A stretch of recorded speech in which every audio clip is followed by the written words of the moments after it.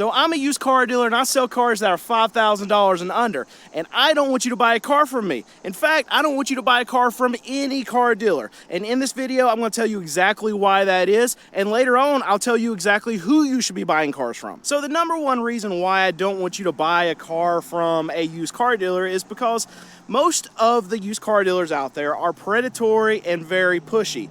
And really the system is designed to set them up this way, because what a lot of people don't know is that most car dealers don't actually own their inventory. They do what's the equivalent of you swiping a credit card to actually buy the cars, just like these that are behind me. So every day that these cars sit on their lot and they don't sell, they actually have to pay interest. So this puts a car dealer on a time clock the second that they buy a car. So this is why the whole system is set up for them to turn and burn, turn and burn, turn and burn, because they don't want to pay, they don't want to have added expense onto the cars that they already have on their lot. And each and every day that they don't sell you a car, when you walk into their dealership and you don't buy that car, well, they know that they're going to have to pay more and more money each and every day that that car sits on their lot not being sold. And it gets even worse if it's a very large auto group or a large auto dealership and they have salesmen that are actually working at the dealership, because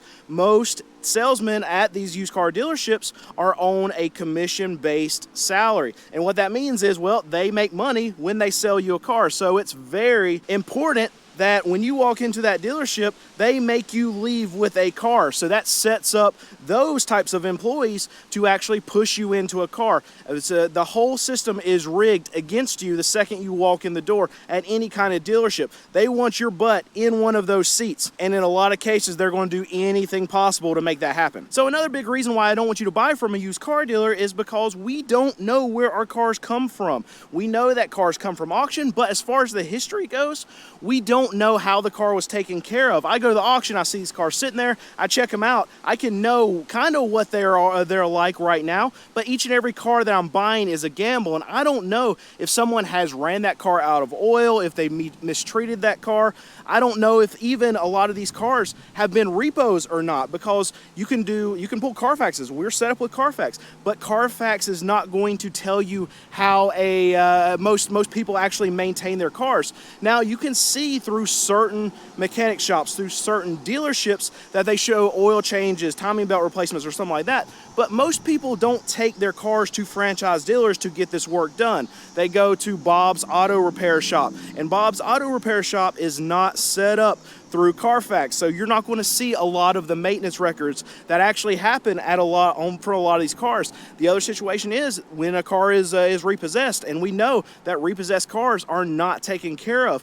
Well, that doesn't show up on a Carfax either. If Bob's Used Cars sells a used car to a customer, and then 2 months later this car's ragged out and the customer stops paying for it, and Bob's Used Cars goes and gets that car, repossesses that car from the customer, sends it to auction, in a lot of cases, another dealer that's actually buying that car doesn't know that. And probably one of the biggest reasons why I never want you to buy from a car dealer are fees.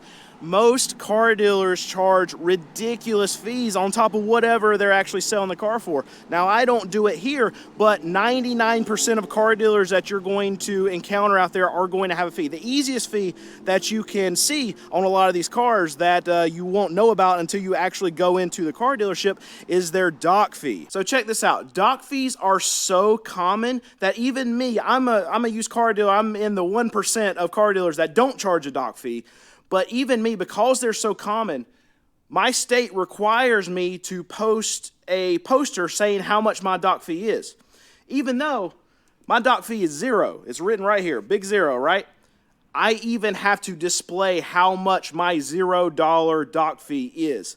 Absolutely ridiculous how common it is that my state makes me do this. And all these fees can add up and cost you a lot of money when you're going to a car dealership. And in a lot of cases, you're not going to be able to avoid these kind of fees if you're buying from a used car dealer. So another big reason, and I can show it to you right here, is that car dealers are going to be more expensive. Look, Profit is not a bad word in my book, but in a lot of cases, you can go and be able to find cars for the same price that I'm able to find these cars at a used car dealer auction. Every one of these cars, I make on average about $1,200 per car. So this car that I'm selling for $3,500, we probably got somewhere around $2,500. So if you were to go and find that car yourself, you're probably going to be able to find it for right around that $2,500 range, but you're going to have to do a lot of work. So what you're paying a dealer for is the time and effort that it takes to go find the car, to be able to get the car ready to be able to sell in their state.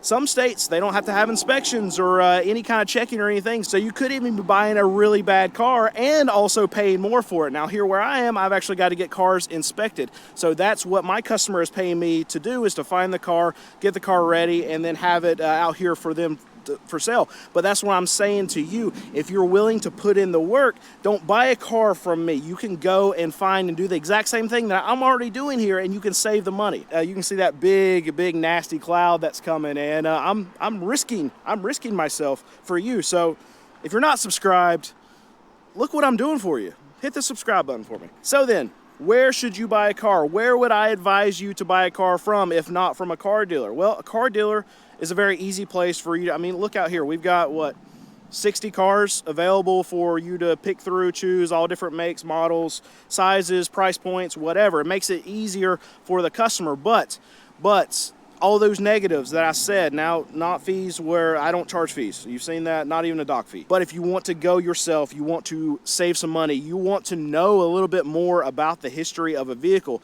the route that I think you should take, put the work in, save the money, is actually buy a car from an individual. Now, my first recommendation for this is to find someone in your community, in your friends group, a family member, someone that you've known for a very long time that will actually be honest to you, be honest with you about the car that they're trying to sell. Even ask around to people that you know and ask if they have an extra car just that they want to sell. That would be my first option, and still my first and I think best piece of advice that I would ever give anyone that is trying to buy a used car, no matter if you're buying it from me, if you're buying it from your mama, if you're buying it from a friend that you've known your entire life. Find you a mechanic first, a good mechanic first, and get that car checked out before you purchase it. I don't care who you're buying it from. Make sure you do that. This is something that we recommend to all of our customers, that they actually get their cars checked out that they're buying from us before they actually buy it, so they know exactly what they're going to need to fix on that car before they buy that car. It's very, very important piece of advice. But if you are able to find a car from someone that you know, someone in your community, then you can know how that car was maintained. They can tell you when the timing belt was replaced. They can tell you at what intervals they changed the oil. They can tell you when the last oil change was, so you know everything that you can about that car before you actually purchase it. And if you aren't able to find someone like that, and the wind's starting to blow into the mic now, I'm sure of it. This storm's coming in behind me really quick. But if you aren't able to find someone like that in your community, in your family, then the next phase, I'll go on Facebook Marketplace. You can look at car gurus for non-dealer postings. You can look, I mean, Craigslist used to be a thing. Probably not the best place to look for a car now, but Facebook Marketplace and OfferUp, things like that, any online medium where someone can actually list something for sale, check there. And here's the thing, there's a lot of scams out there. There are a lot of people that are lying about their cars. So going back to that first and most important piece of advice when you're looking for a used car, have your trusted mechanic first, and then you can have them, whoever's wanting to sell that car, have them meet you at your mechanic. And if they're not willing to do this, then that's probably not a car that I want to buy. And now this is why I'm saying it's going to take a lot of work, because you're going to have to find that right individual that's going to be straight up about their car. And then when you're going to go buy the car, make sure you're doing it in a safe, secure location. Go to a bank so you can get the title notarized at that particular time and get it all said and done.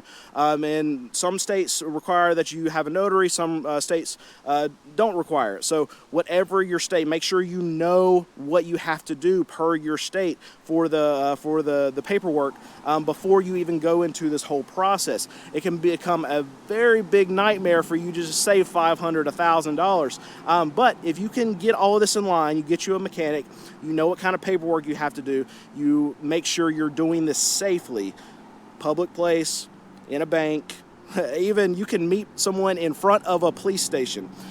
That's the kind of things that there's the steps I want you to take when you're going to look for a car and trying to purchase a car. Again, dealership is going to be a lot easier, a lot safer, but you're going to pay for that. You're going to pay a lot more money to have to deal with a dealer just like me. But you save money. You can get you, I feel like, a better car for what you're able to spend if you're going through an individual. And let me add in one more thing. Buy something you can actually afford. Stop borrowing money to buy cars. Don't pay someone else to use their money to be able to make a purchase on a vehicle. You can destroy wealth so quickly if you just continuously get into that cycle of car payment, car payment, car payment. Save up some money, buy something you can actually afford, not what you can afford as far as the monthly payments go. That's not even close to what that means. Buy something that you can buy outright. Have some money put back where when something breaks, used cars, something's going to break. When something breaks, you're able to fix it, and not every $500 fix is going to become a crisis in your life. There's too many people out there, especially in the US economy, that don't even have $500 saved up in case an emergency comes up. Don't be one of those people. Buy a car for cash, don't have car payments, and your future self will thank you so much. And for those of you that are observant, I know that you're going to point out in the comments, well, I see one or two out there for $5,500.